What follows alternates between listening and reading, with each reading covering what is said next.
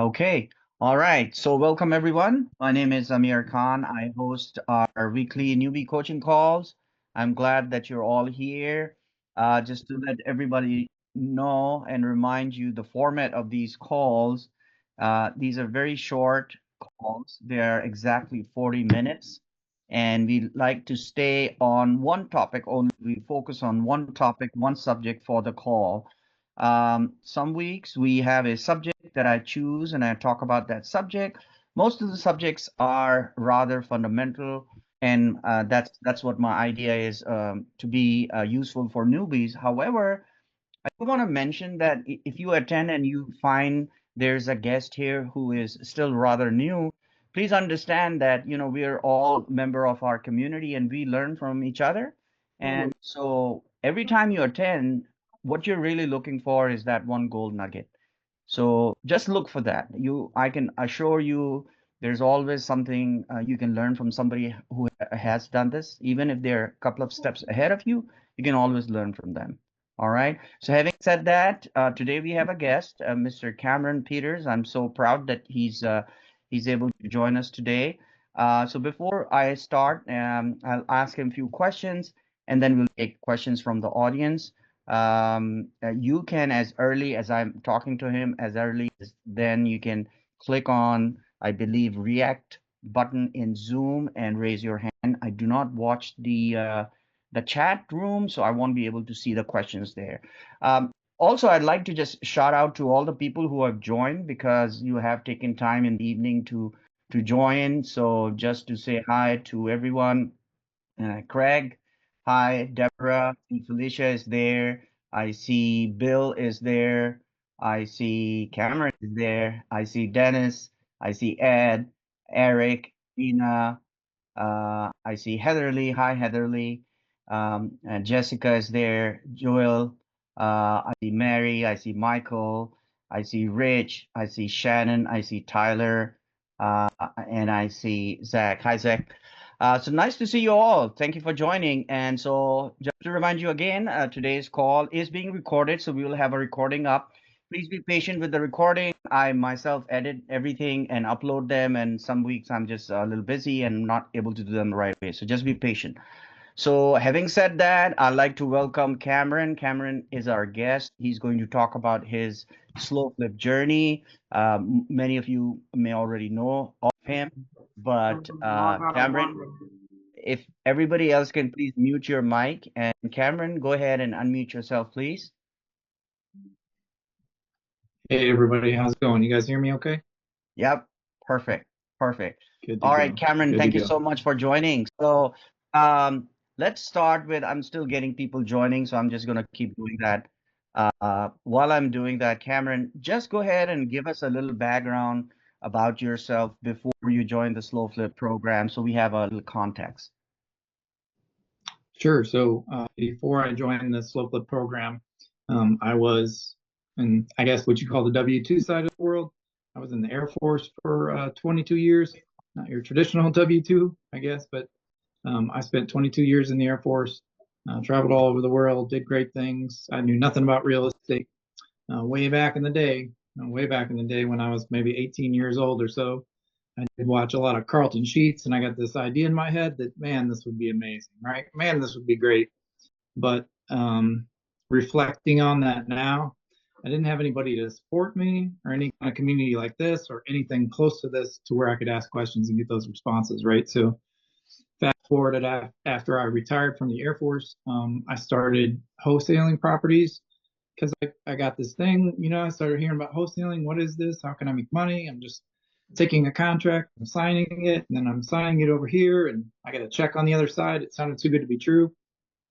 But I went out to networking events, right, and learned how to do that. And I did that for a few years, and I got a few rental properties over the years doing that. And when I say a few, I mean three. I don't mean a lot. I mean three over the years. And as I was working to make those what I call today money, because wholesaling is today money, right? You get one check and then it's done and it's over with if you don't keep working. So it's a lot of work. And rental properties, whew, lots of maintenance goes into them, lots of things that go into them, and they just come up. And short story, when I look back at my rentals for the first few years of having my rentals, I wasn't making any money. You could say you were making money on a sheet, but it all got sucked up with repairs, and we barely broke even every year. And these are nice properties that we had, so they weren't slow flip properties, right? They weren't in the condition that we currently buy properties, but we weren't making any money. And so when I came across Scott and his book, that just clicked. It clicked very, very hard for me because we were losing money. So that's a little bit about the background and how I got here, Amir. Awesome. So tell us exactly for context, when did you join approximately, if you remember the month and year?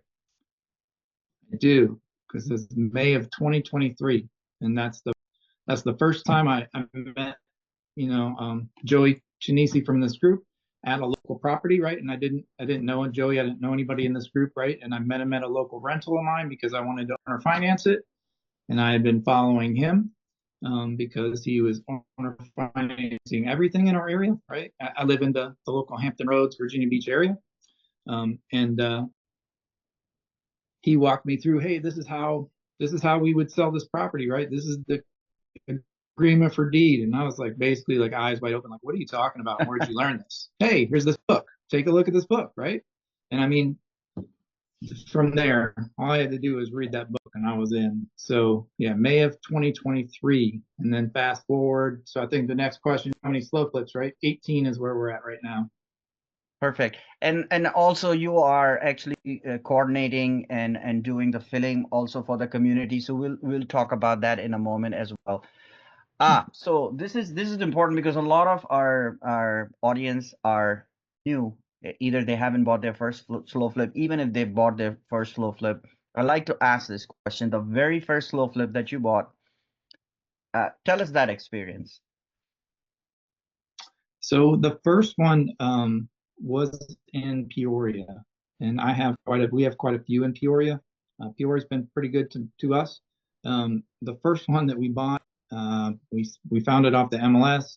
We walked through it. It was generally and how I got the deal. I called the listing agent, right? People always say that. Did you have an agent? No. I called listing agents for months and months and months and months and months until I finally got two agents that I work with and will do anything for me, but that takes a long time to get there.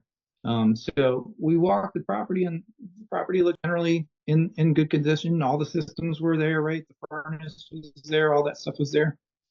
There was some ceiling issues where some drywall had come down and there was some insulation exposed, but there wasn't really water damage. It was some things that they hadn't taken care of over time. So with that one, I used offer market. So that's how I funded that one. I was still working on private money lenders, and so I used offer market. And I think I was one of the first people that paid their 15%, right? They were at 12% when I came into the program, and they moved to 15. And I paid it because, at the end of the day, difference between 12% and 15% is really pennies. I mean, it's 30, 40 bucks a month, maybe, the deal still works. That deal sold to a couple, and they still are there. They pay me. They pay late every month. They pay the late fee every month. They pay their utility bills late every month. But the point is, they pay. And I want to emphasize that because I know a lot of people get uptight the fourth of the month, the fifth of the month, the sixth of the month, 10th of the month. I don't care what day of the month they pay me as long as they pay me. So that's something that I would go over, is to be consistent in your processes, to let them know when they're late, and when they're going to pay late, let them pay late. But that's my first slow flip story, and they're still there. So I don't know if you mentioned it. How much did you buy it for, and how much did you end up selling it for? Well, yeah, sure. So bought it for 25,000, and we got 1,500 down for that one, $650 a month, and I think it was right at like 65,000 right Okay. there. So Yeah, it's a 2-1, 2 bedroom, 1 bath. it is. It is a 2-1. Yeah. Okay. And how long did it take you to fill that first property? That one was right at like 45 days. The first two were like 45 and 60 days for me to fill the first two. And I was doing it myself. I was using the whole team. Everybody that's on the filling team and anybody in the community would fill it. And I ended up filling that first one myself, the first two myself. After that, most everybody else has filled my properties. So let's talk about that because people, like you said, people get really stressed, especially when they have a private money lender and it's taking longer to fill the property. So talk to us Yeah, about that. I mean, it took you longer, but you wanted to learn the process. I did. So I tell everybody, because people, I mean, people send me their properties every day. We are putting new properties on the market and selling properties every day, filling them. I mean, filling them on the fill side, right? And people are asking me every day, hey, when should I reduce? Hey, it's been 7 days. It's been on market for 5 days, 2 weeks. I always tell everybody to wait, if you can, 30 days, right? Because you need to put your property out, put it on the market, and see what the market tells you, right? We don't know. None of us, to be honest, none of us really know, right, what the house is going to sell for, right? We are very spot on with what we see and what we tell you it's likely to sell for, and we're usually pretty close. Um, but nobody knows, so we need to let the market tell us, right? We need to put it out at 2,000 down and 895 a month, and then have buyers repeatedly tell us, hey, I'll give you $695 a month, right? Keep giving us offers and knocking us down and telling us why. Oh, okay, well then we need to reduce it. So in the beginning, you have to be patient, and I'll scratch the word beginning. This business is a lot of patience from start to finish. Right. Okay. So what would you suggest? I mean, based on your experience now that of course you're filling as well and where you are, for the first slow flip, should they, because this is both, I hear both sides of the story. For the first slow flip, should they have a private money lender or should they self-fund if they can? That's a judgment call, I think, depending on your cash reserves, right? And that's why I say that. I think that if you have a larger cash reserve where you could buy a cash property, I don't know that I would go out just be looking for a cash property, right? I would definitely be talking to private money lenders. I would definitely be making the same offers that I make every day, which are super low ball offers, right? I get laughed at, yelled at, rejected all day long, right? And that's fine. But I make those super low ball offers. That way I could always sell it to somebody in the group. Um, and I think that that's really what you should focus on, is getting those good offers and talking to your private money lender. But if you did have enough reserves to buy one for cash, well, sure, that because then you can show not only your seller, right, that you've contracted with, that you can close on the deal, but then you can show a private money lender and anybody else that you've actually done what you said you're going to do, instead of just said what you're going to do. You've shown them. So Right. The yeah. reason why I mentioned that is because people who have the ability, right, at least enough cash for one slow flip, and the idea that they can't stand the property being vacant for more than 30 days. And that's what I did, and that's why I was very calm. And I was, even though the first property I had some structural issues, and if I had not funded it, self-funded it, I would have been stressed also, right? It did take about 60 days to fill that property. So that's why I mentioned that, because for new people, that's one of the things that they're constantly worried about is what if I cannot fill it, right? So I know it's very hard, but if you were to give somebody an advice about the filling time, obviously there's no one answer to it, but just to give somebody some input based on all the properties that you filled for others, plus the ones that you filled for yourself, either through the community or yourself. What is your experience? What is your advice in terms of average timeline, what you should be doing, and what you should not be doing? Okay. Yep. I think as far as the timeline, you should expect 30 days. 30 to 60 is where you should expect. Okay, if it's going past 60 days, maybe we should consider definitely reducing it, adjusting the term. Another thing I think should consider is getting good pictures from your boots on the ground. All right, the day before you close, like we always talk about, right? Getting good pictures and videos and sending them to the marketing team, because we only have the information that you give us, right? So sometimes there's not so many pictures, right? And so that it's harder to show the house. So definitely getting good pictures and videos helps anybody that's trying to fill the property, including yourself, right? And you want to eliminate all those people you want to eliminate a bunch of people from looking at your house that are not going to buy it, right? You got to get through all those no's. So the more pictures we have, because when we have a lot of pictures, somebody will message us back and be like, oh, no, I see this needs some plumbing work. I cannot do that. Okay, great. I'm glad you didn't waste our time and go see this house, right? So having all the information possible for us to fill the property is definitely helpful. And the one thing that I recommend is when you go to buy your first properties, you are buying them with all systems in place. Everything that you can see that's already in place. Whether or not you do an inspection, a functional check, that's a personal choice. But I would buy properties that have the furnace, they have the hot water heater, they have the roof, they don't have a big hole in it, they have a kitchen, they have, a bathroom, they have all those things, right? And you can visually look at them and think, okay, yeah, looks like everything's working, right? Looks like everything's good here, everything's in place. That's how I would start out. I wouldn't start out with a challenge one where you have maybe a missing system or a hole in the roof, right? That's not where you want to start, because kind of what you're saying too, Amir, that would lead to your longer on market time. And then your initial first feelings about slow flips is going to be stressful, right? It's going to be tight and tense instead of being like, oh, okay, I did that. I can do that again. You know what I mean? That's excellent. Thank you. That's an excellent advice.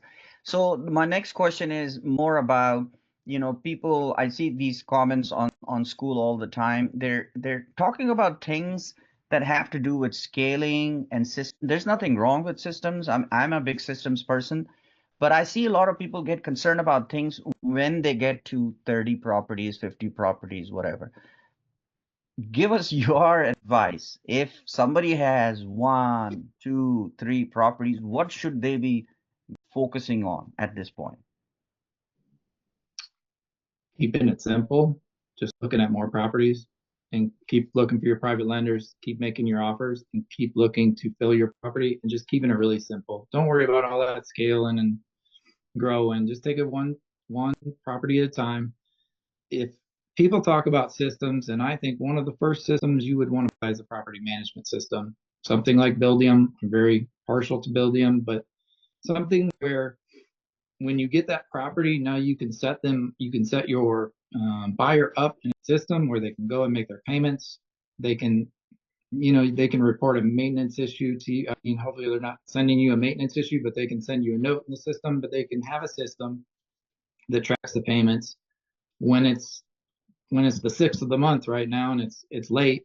Well, then it tracks that, it sends notices. If anybody was going to invest in anything, that's where I would invest, because being your buyers disciplined and paying you on time is the backbone of the business.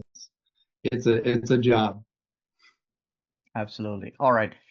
So one more reminder that if you have any questions for Cameron, go ahead, use the Zoom, click on React and raise your hand. I am not watching the chat room. So if you have any questions, please use that, and you can do that as early as now. Next question, Cameron. So based on your experience, if you were to tell, this is for someone who hasn't bought their first slow flip. If you were to give them some advice, what is the most important thing that they should be focused on at this point? Making a bunch of offers, looking at a bunch of houses, exactly like Scott talks about, because that first house, I paid more than I would pay today. And a couple of those first houses, I paid a little more than I would pay today. And it just comes with learning. Look at houses, see what works, and watch everybody in this group. Watch what they sell, watch what they wholesale, watch what we fill. You will see exactly what works. Awesome. All right, next question linked with this, all right, is based on your experience, if you were to tell a newbie, again, someone who has not bought their first property, what is the least important thing that they should be focusing on or worrying about? Everything that they know now about properties or real estate or how they sell. Because if anybody, I don't think anybody that's joined this group is like, oh, slow flips. I should have thought of that. Like, that's so simple. First we start with this thing of we talk to people and they're like, there's no $30,000 houses. Nobody's going to buy these houses, right?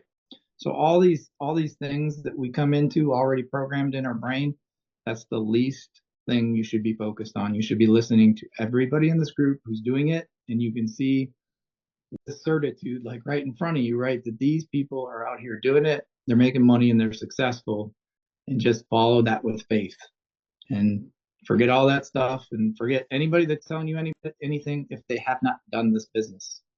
Just forget about it. Awesome advice. Excellent. All right, so let's start taking some questions from our audience. So, Craig, go ahead, unmute yourself and with your question, please. Hi there. Hey, thanks again for always having these great conversations. Really appreciate it. And I was mentioning in last week's meeting that I'm waiting to close on the very first SlowFlip that was just intentionally. It's a cash purchase, and it's through one of the wholesalers. Just trying to go through the exercise. The numbers looked okay. Again, not the end all be all kind of deal or anything like that, but I just wanted to kind of jump into it and learn through experience. That having been said, as I'm waiting for the closing date, which should hopefully be maybe in a week or so now, or maybe a week and a half from now is what we're expecting. Can you guys just, as far as like the things that are going to, he already mentioned about, 24 hours prior, like let's get some updated photos and video. That's a great idea, just to have the very latest look at it. But as far as like things like insurance, I can get some, preliminary quotes now, but when do you have to wait to close to obviously get that? Or is that something I should be much more serious on covering right now? Like, what are the things that I should be totally ready to go when that comes up? I'm not even sure the right documents, the agreement for deed or a lease agreement, or which of those. I'm looking through through the ones that are appropriate for Missouri.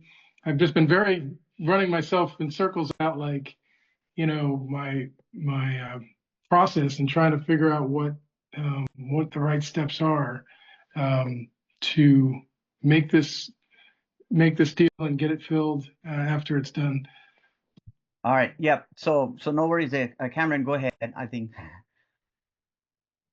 Yeah. So I'm wondering, Craig, do you have a deal Yeah. under contract now? Did you go that We far in do. the process? Do you have a deal under contract right now? Yeah. Yep. And it's Okay. they just requested my LLC documents the other, like a week ago. So we're just waiting now for the tenant's supposed to be out. That's contingent for the close. Waiting for that So to you come. can, yeah, so you can definitely, there's not a lot you can do while you're waiting for the title work to come back, while you're waiting for them to close, right? They're going to line you up with what's closed. You can do your insurance quotes, but I Yeah. can tell you, I can get insurance done in like 20 minutes on one of these Yeah. properties, Yeah. right? You just, Yeah. so it's something that can be done last minute. That walkthrough the day before, right? Mhm. Before you actually close is the Yeah. most important thing you can ever do, because we have literally had houses where 3 days before closing, there was a house there, and the day of closing, it was gone. Like it was bulldozed. There was no house, right? Yeah.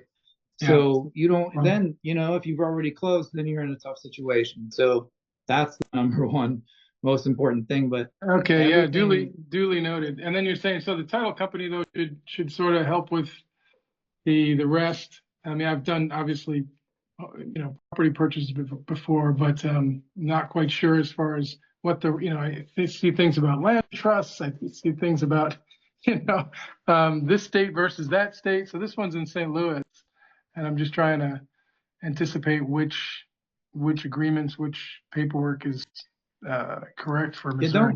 don't don't stress too much, Craig. I mean, we have this community. You can ask those questions and get those documents. You want to have them be reviewed by your own attorney, but I mean, St. Louis is a place where we are just everywhere, selling properties every day. So there's a ton of experience right here. We can help you with all those agreements, and then any attorney recommendations you want as well to take a look at them. That's not a problem at all. Great, thank you. All right, you're welcome. Yeah. Next up is Zach. Go ahead and unmute yourself. And anybody else has a question, please use the react button in Zoom to raise your hand. We're taking questions. Awesome.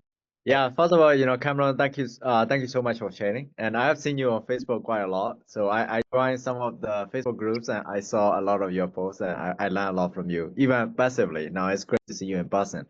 Like ZH, Yeah. Yeah. So I have a two-part questions. So the first question is, if we can expect like a month to 2 months vacancy for our properties, do we worry about people breaking in and squatting in the properties during that vacancy? Good Yes, unfortunately, yes. That's one of the issues it's one of the reasons we don't like to leave the properties vacant, I mean, as little time as possible is because there's the chance to break in, right? And there's certain areas that are, that happens more often than others. It's part of the business. I will tell you, normally when they break in, they're looking to take something, steal it, leave, and then, we're going to find out the day or so later and we're going to secure the house again. It's not the best situation, but yes, you can't make the house sell any faster though. So it's kind of a balance of what you can control, you know what I mean? And you can't control how fast it's going to sell. We can market it all day long and get it in front of everybody, and that's really the best we can do. Gotcha. So if we have squatters, what do we do? So, I mean, the first thing would be to call the police and report it that there's somebody in the house that's not supposed to be. If you can't negotiate or get them to leave, you're going to find that the police aren't probably going to forcibly remove somebody. So you're going to have to go file. I mean, you're going to have to go file for eviction, and that's normally where the process goes. I can't speak for every city, and you might get lucky and have some cops be a little bit more, each situation, but it's part of the business and it does happen. It probably happens less than you're worried about, though. Usually they're looking to steal something and get back out. Gotcha. Awesome. Okay. Second question is, like I know you fail a lot of houses, right? So when you were starting out, trying to fail yourself, right? Like, how do you show people? How do you show them the house? Yes. Since you are in Virginia, Yeah. right? Virginia Beach, and then, Oh, yeah, houses yeah, are sure. broken in St. Louis. Yeah. Sure. So the first thing I like to do is send them pictures and send them information about the property and how the process goes, right? So they understand. So if there's anything at the beginning that they're like, no, that's not going to work for me, then, we're not wasting each other's time. Then I want to know what day they're going to go buy the property. And then from there, I work to coordinate to get them in, right, and get them the code so they can take a look at the property and then talk to them after and see what they think about it. So it's generally just feeling them out, making sure they're interested enough to see the property. And we want them to see the property, obviously, and then walking them through the property. Gotcha. So, I mean, I was thinking like, in Scott spoke, like he talked about, like talking about like neighbor and, all that stuff. I was just saying, Yes. think like, can we do it simpler, Yes, and I've used that because I'll be very honest that I read Scott's book very, very literally, and I would recommend anybody does that and you follow it step by step because it works. And so I did do that, and my adaptation of that is a little bit looser, but it's generally the same thing. That I want to know what day they're gonna be there in the time frame, and then I'll coordinate with them. Gotcha. Okay, sounds good. Thank you. Cool. Tyler, go ahead, unmute yourself, please. All right. So how often are you reaching out to rejected offers? So you made your first offer, they've laughed at your face, but then you still see the property up. Oh, maybe once every 30 days or every couple weeks, hardly ever. I'm always moving forward. If they rejected me, I don't pay them any more mind. Now, if I scroll 30 days later and I see that property's available, yeah, I'll click on it. I just did that today several times. Hey, I'm still interested, but I don't follow up regularly like they'll teach you in any kind of wholesaling class or anything like that. And to be honest, I find that a lot of them come back later and say, hey, is your offer still available? Right. And that's when I find out, you know what I mean? But I move forward and fire. I don't look back. All right, cool. Next up is Jing. Go ahead, unmute yourself. Hey, Cameron, thanks for sharing. Just want to ask you, how do you decide what other markets you are going to? How many markets are you in for your 18 slow flips? So it's two markets for me. St. Louis and also in Peoria, Illinois. Well, I guess Virginia. I have some here as well in Virginia. But in terms of in the group, I would follow where everybody's at. I didn't try to. Well, I guess I shouldn't say that. I bought some in St. Louis and I bought some in Peoria, and I was one of the first people to be buying in Peoria. There was just a couple of us buying there, but almost any city in Illinois will work. St. Louis area will work. Mississippi's working good. Certain areas of Ohio.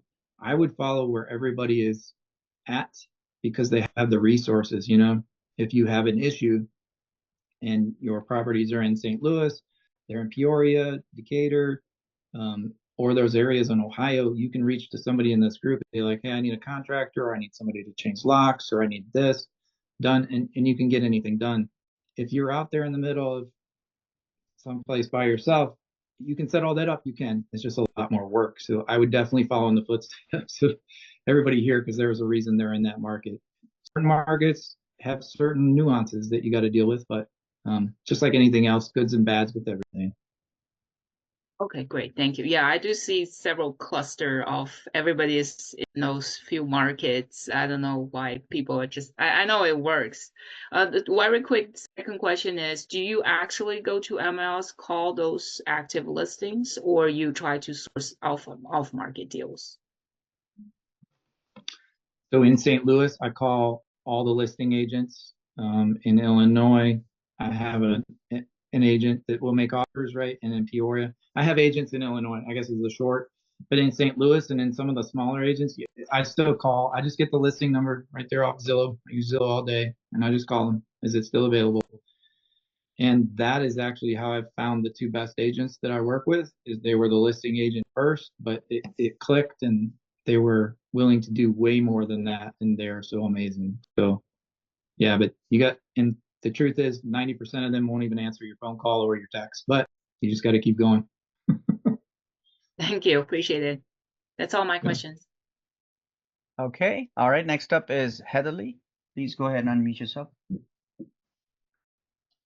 I'm so happy to be here because basketball season's over for my son. I'm like, oh, so this is Amir. Thank you again for putting this together. It's amazing. So Cameron, two things for you real quick. One thing was a follow-up question about security, and wondering, because you've been in the game a little bit, have you seen where certain members, if they put up like a fake camera and like a sign that's like your smile, you're being taped, or something like that at the front of the house, does that seem to work? Or have you heard any information on I that? don't know. I'm laughing mostly because my first rental property had all that stuff on it, had those cameras and all that, and then still got broken into. That's what kind of why I'm smirking. But no, I don't actually know anybody that's done that. I mean, anything that deters somebody, maybe not a bad idea. But yeah, no, I couldn't speak on that. Okay, all right. Well, it works. It works. It works. Okay. All right. Yeah. Thank you, whoever said that. Okay. So the other question I had was, I was talking to Chris at the event in January, and she was mentioning when they first started, they went out and they just toured everything in person, really got a good feel. And that was in Jackson, Mississippi. So I was thinking to do the same thing, but I was wondering, if you could advise me as far as the proof of funds are concerned, because if you're writing offers on multiple and having it, you know, specifically, especially if you use like what you used, offer market or whatever, what would you advise everyone here if they're doing that, the best way to address the funding? So if they're asking for the proof of funds, you can use the letter that's here in the group. I've used that several times. I mean, if you have a bank statement, you can use that too. It's really just a formality, the proof of funds thing. But I've used that very generic letter that we have, and that it's not an issue. And sometimes there's an issue and people want to call and, all right, well, I guess that deal's not going to work out. It's not the end of the world, you know? So I've used that. Or if you have a bank account that obviously shows you can buy a $20,000 house, and that's all you need, or $25,000 house, whatever you're looking at. My hardship with that is that if I'm wanting to put each property in its own land trust, then having to fill each, and that's, I guess it would be in another LLC. So anyways, okay, I have to think through that. Thank you, Cameron, for your insights. Thank you, Amir. Sure. Shannon, go ahead and unmute yourself.